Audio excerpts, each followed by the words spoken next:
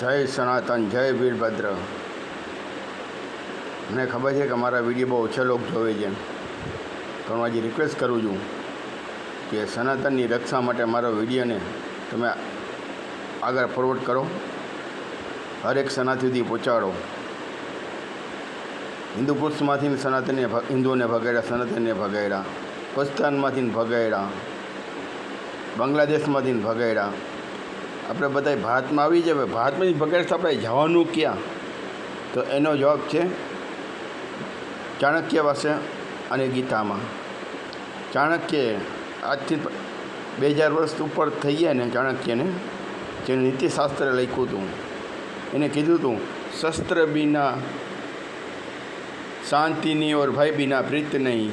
જો તમે શસ્ત્ર ધારણ કરશો તો જ સામેવાળો તમને ભાઈચારાથી બોલાવશે, નહીંતર ભાઈચારામાંથી ભાઈ નીકળી જશે ને તમે ચારો જ બનતા રહેશો, તમે ક્યાં સુધી ભાગશો? એ મારા સનાતની બંગાળી ભાઈઓ, આ મેસેજ ખાસ તમારી માટે છે। તમે 65% છો, કોઈ કહેશે રાજસ્થાન કોરાવો, કોઈ કહેશે મહારાષ્ટ્ર કોરાવો, ક્યાં સુધી ભાગશો? ત્યાંથી ઉપડશે તો ત્યાંથી નહીં તમે ભાગશો? જ્યારે મહાભારતની અંદર દુર્યોધને શાંતિ પ્રસ્તાવને ઠુકરાવી હતી ત્યારે કુંતીએ કીધું હતું, પાતને કરો ચરાડે બાણ, યુદ્ધ એ જ કલ્યાણ। અત્યારે મહાભારત કરવાનો ટાઈમ આવી ગયો છે મારા બંગાળી સનાતની ભાઈઓ। એની માટે સંપૂર્ણ હિન્દુ સમાજ, સનાતન સમાજ તમારી પડખે છે।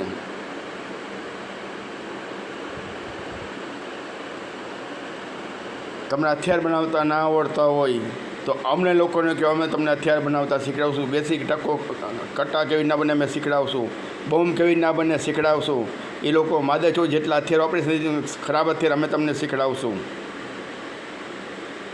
તમે સામનો કરો એ લોકોનો, મારો, हाथ के बदले हाथ, गले के बदले गला काट डालो। तुम्हारी माँ बहन की इज्जत लेता है तो तुम उनकी माँ बहन की इज्जत ले लो।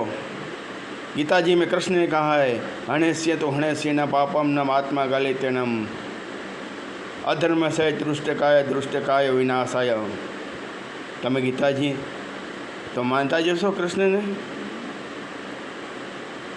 ગાંધીજીને માનતા હોય તો ગાંધીજીનો પણ હું તમને એક વાત કહું।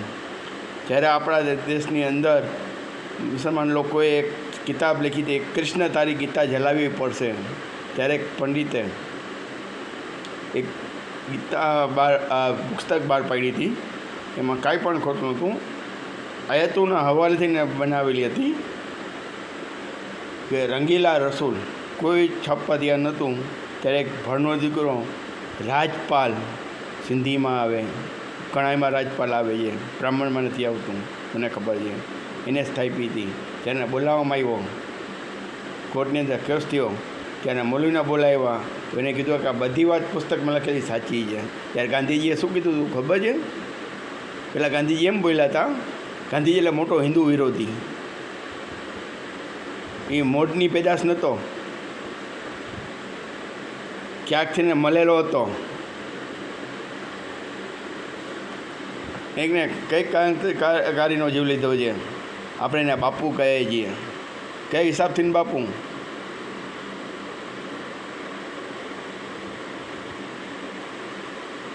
એને શું કીધું હતું કે તમારા ધર્મની કોઈ હાનિ કરે તો તમે એને મારવા બંધાયેલા છો, તમે મારી શકો છો, બરાબર છે? તો હું ગાંધીજીનું જ કહું છું, જો સામેના સનાતની ભાઈઓ, આ લોકો જો તમારા ધર્મનું અપમાન કરે છે, તમારી મા બહેનની ઇજ્જત લૂંટે છે, તો તમે એને મારી નાખશો તો તમને પાપ નહીં લાગે, તમને સ્વર્ગ મળશે। અને તમારે જો કોઈને વીરભદ્ર સેનામાં જોડાવવું હોય તો તમે મારો કોન્ટેક કરી શકો છો। હરેક વિડીયોમાં મારા વોટ્સએપ નંબર છે,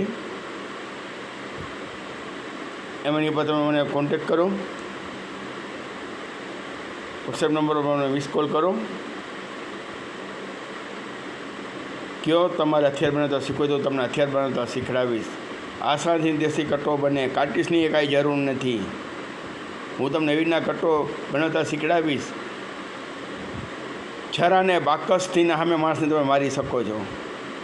તમારા ઘરની અંદર ટાંચણી હોય તો ટાંચણી તમે માણસને મારી શકો, એ ટાઈપનું તમને હથિયાર બનાવતા શીખડાવીશ। બૂમ, ખાલી ઘોડો ખેંચ્યો, સ્પ્રિંગ ખેંચી, ધડાકો થયો, સામે 15-20 માણસો જખમી.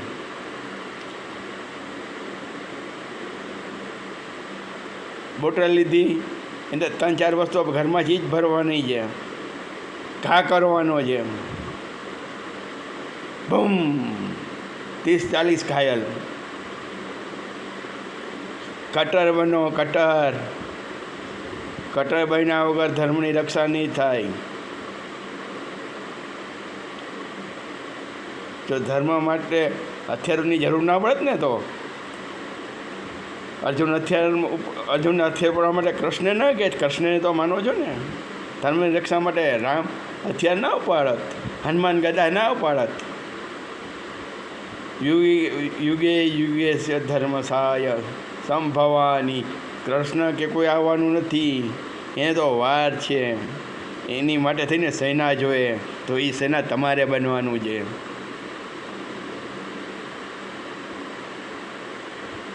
કટ્ટર હિન્દુ હશે ને, એ મારો વિડીયોને ફોલો કરશે, શેર કરશે. પણ જેની મા પર મૂલો ચડ્યો હશે ને, એ મારા વિડીયોને ઇગ્નોર કરશે. જય સનાતન, જય ભવાની, જય વીરભદ્ર. રામ કે કૃષ્ણ નહીં, વીરભદ્ર સેના. વીરભદ્ર કોણ છે ખબર છે? જેને પ્રજાપતિ દક્ષનું માથું કાપી નાખ્યું, આખું યજ્ઞને વિધ્વંસ કરી નાખ્યો હતો. શું કામ કે એની અંદર મહાદેવ નહોતા, ધર્મ નહોતો એની અંદર.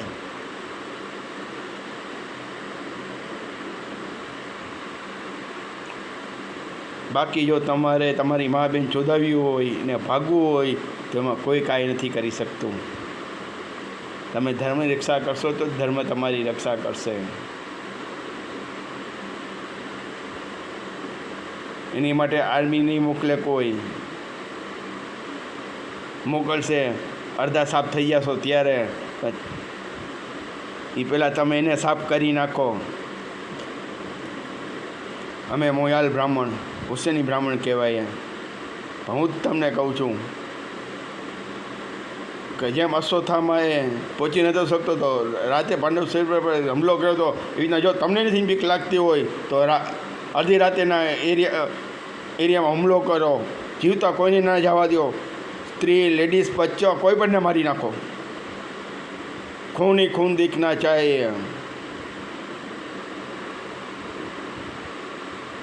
એ ના કરી શકતા હોય તો આવીને રહો નહીં. દુઃખના ના કરો, કારણ કે માણસો તમારી હસી ઉડાડે છે. બતાવી દો કે બંગાળી સનાતની પણ કાંઈક છે. સૌથી પહેલાં તો મમતાને મારી નાખો.